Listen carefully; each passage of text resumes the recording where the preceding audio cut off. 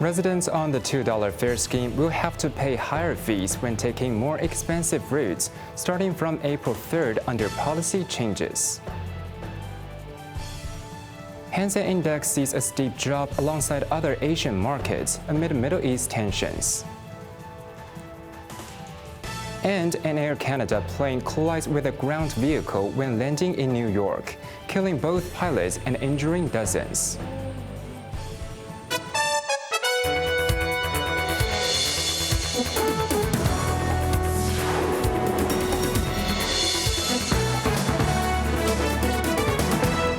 Good evening, you're watching Cable News. I'm Quentin Yan. Secretary for Labor and Welfare Chris Seng said the government expects to save an extra $550 million annually in public spending after scrapping the $2 scheme and replacing it with a $2 flat rate or 80% off model starting next Friday. Some elderly residents said the change will force them to tighten their belts on travel. Cheryl Yun reports. Elderly commuters will soon face higher costs for longer journeys under the revamped public transport concession scheme.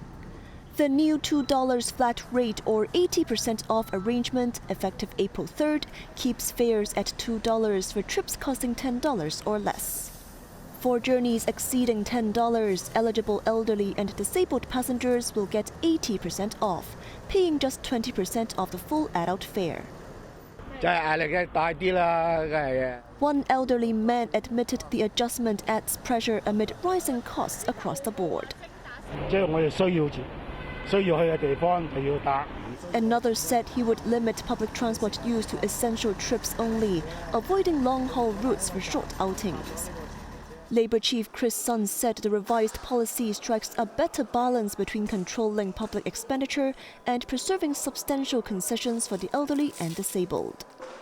The estimated annual savings arising from the new measure will be around 550 million. So we'll step up our promotion and publicity to put across all the messages to our elderly people and also the disabled to make sure they are fully informed about the new measure. Seng said on launch day and for the following 3 weeks, service ambassadors will be stationed at 75 locations to handle inquiries, supported by district councillors and care teams. Meanwhile, the monthly cap of 240 subsidized rides per person is set to take effect in April next year. Cheryl Yun, Cable News. The government has amended implementation rules related to Article 43 of the National Security Law, introducing new rules to punish those who refuse to hand over passwords for electronic devices during relevant investigations. Evelyn Bai reports. The government today gazetted the amendments, which took immediate effect. The changes would empower law enforcement officers to transfer evidential material from electronic equipment. Failure to provide passwords for such devices during national security probes is punishable by a fine of up to $100,000 and 1 year in jail.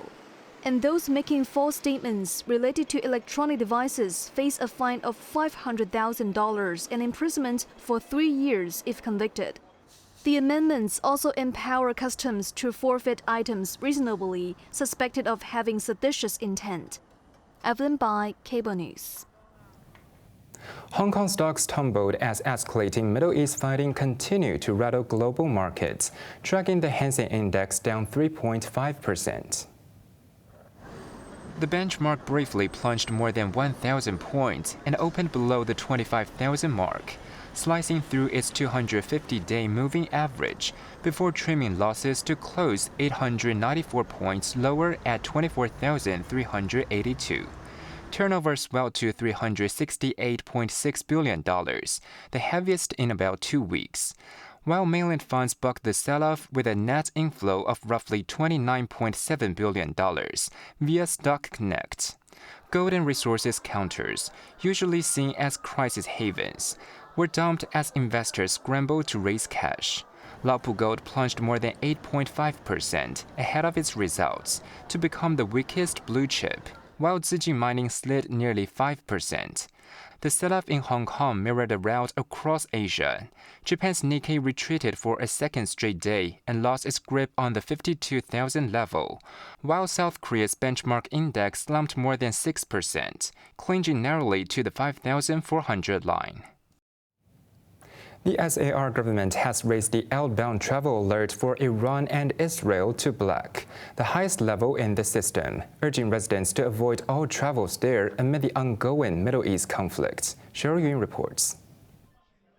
The black alert indicates a severe threat to personal safety. Hong Kongers are strongly advised to cancel or postpone any planned trips to Iran or Israel.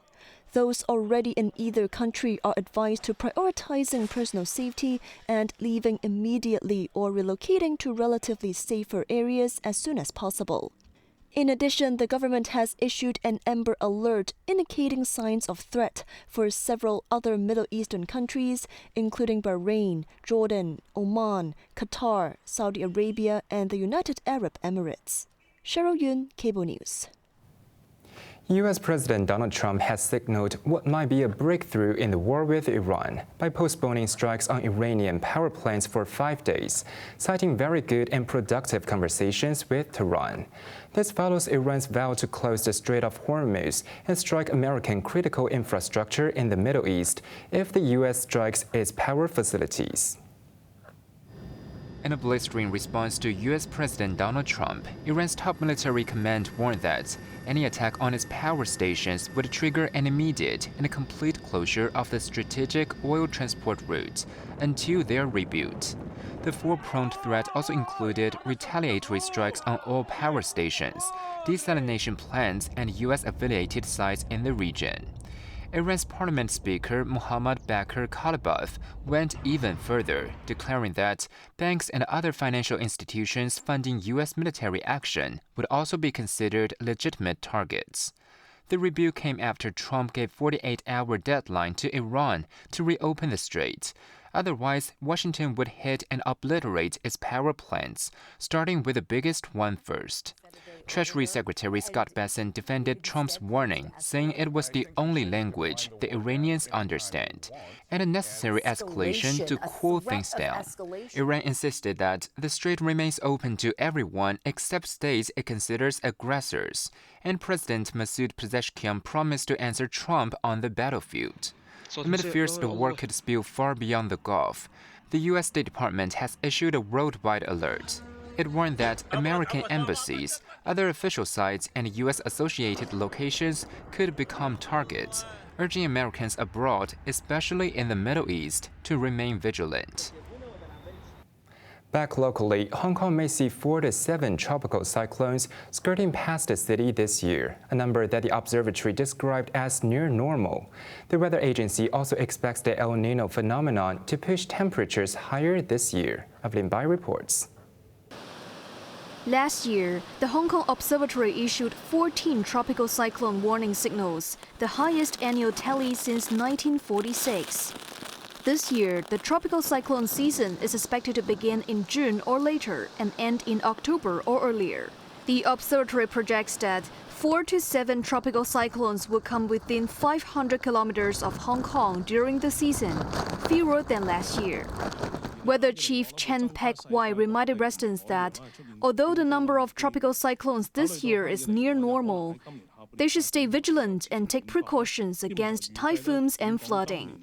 The forecaster also said the El Nino climate pattern may develop in the second half of the year, which will likely raise the annual mean temperature above normal and give a high chance of placing the year among the top 10 warmest on record. Meanwhile, annual rainfall is expected to be near normal, ranging from 2,100 millimeters to 2,700 millimeters. But Hong Kong will still face rainstorms and localized heavy downpours. Separately, the weather watchdog will soon offer weather updates and forecasts for other countries, such as South Korea and Thailand, via the My Observatory mobile application, with plans to expand coverage to more popular travel destinations for Hong Kongers. Evelyn Bai, Cable News. Sending a letter in the city is about to get more expensive, as Hong Kong Post is set to hike stamp prices from April 13th. The cost of posting a standard local letter will increase by 20 cents, from $2.20 to $2.40. Letters to the mainland and Taiwan will also rise by 20 cents, costing $3.90 via air mail and $3 by surface mail. Airmail to other international destinations will see adjustments from the current range of $4 to $5.50 to $4.20 to $5.80. The postal operator said the increases, most of which fall between 20 and 50 cents, are necessary to account for cumulative inflation. With over 90% of local, surface, and airmail items affected by increases of less than 50 cents, authorities expect the impact on the public to be minimal. The family of the tower crane operator who died after plunging with the structure at a Kwai Chung construction site last week claimed his body from the mortuary this morning. As cleanup began, a safety expert called on the government to amend the lifting appliances clause to close loopholes. Evelyn Bai reports. The 62-year-old worker's family went to the Kwai Chung public mortuary, grief-stricken as they left. Lau Ka Lok from the Association for the Rights of Industrial Accident Victims said the deceased had over 10 years of crane operation experience and had worked at the site for more than 2 years. Calling the repeated accidents shocking, he urged a swift investigation. At the scene, workers began cutting and removing crane debris from the hillside. Lee Kwong Seng, president of the Hong Kong Institute of Safety Practitioners, suggested that metal fatigue might have caused the collapse. He called on the government to revise guidelines to ensure that qualified specialists conduct annual crane inspections. Lee noted that current legislation does not clearly require the engineer conducting annual inspections to be a crane expert. They could even be an air conditioning technician, he said. He also revealed that weekly machinery checks were carried out by the crane operator, but operational skills are not the same as inspection expertise. Evelyn Bai, Cable News. An Air Canada Express jet landing at New York's LaGuardia Airport slammed into a fire truck crossing the runway, killing the pilot and co-pilot and injuring dozens on board. Flight 8646 from Montreal was touching down on runway 4th just before 11:40 p.m. when the CRJ-900 regional jet collided with a Port Authority fire truck. The impact flattened the plane's nose, leaving the fuselage tilted upward with wreckage hanging from the front. Jazz Aviation, operating the flight for Air Canada, confirmed that 72 passengers and 4 crew members were on board. Meanwhile, the fire truck, responding to a separate, unspecified incident at the time, was knocked onto its side, with 2 officers aboard suffering broken limbs but in stable conditions.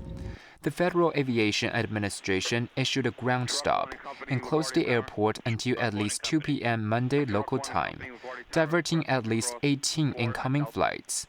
The National Transportation Safety Board has deployed a team to investigate the crash. France's municipal elections delivered a mixed verdict for the country's main political forces.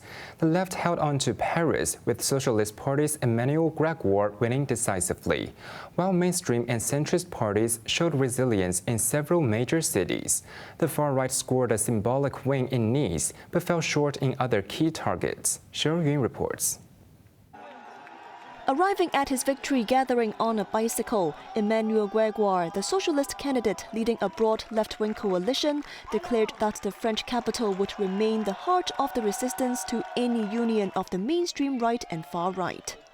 He won a decisive victory in Paris over conservative Foreign Minister Rachida Dati. The left also held strong elsewhere, as incumbent socialist Mayor Benoît Payan was re-elected in Marseille, giving a much-needed boost to the party amid its national challenges. Lyon stayed in left-wing hands, as did northern cities like Lille and Roubaix. Centrist forces also had reason to cheer. In Le Havre, former Prime Minister Edouard Philippe, a potential 2027 presidential contender, secured re-election in his hometown, which he had set as a precondition for a full national bid. The far-right symbolic win came in Nice, France's fifth-largest city, where Eric Ciotti, a close ally of the National Rally, claimed victory. However, the far-right failed to take Marseille or Toulon, two cities it had heavily targeted. Sunday's second-round vote wrapped up elections in over 1,500 communes. The results are seen as an important gauge of voter sentiment ahead of the 2027 presidential election. Cheryl Yun, Cable News. On to the weather now. Becoming cloudy, 1 or 2 light rain patches. Visibility relatively low in some areas tomorrow morning. Temperatures will range between 22 to 27 degrees, rather warm with sunny periods during the day. And that's our news tonight. I'm Quentin Yan. Thank you for watching. Good night.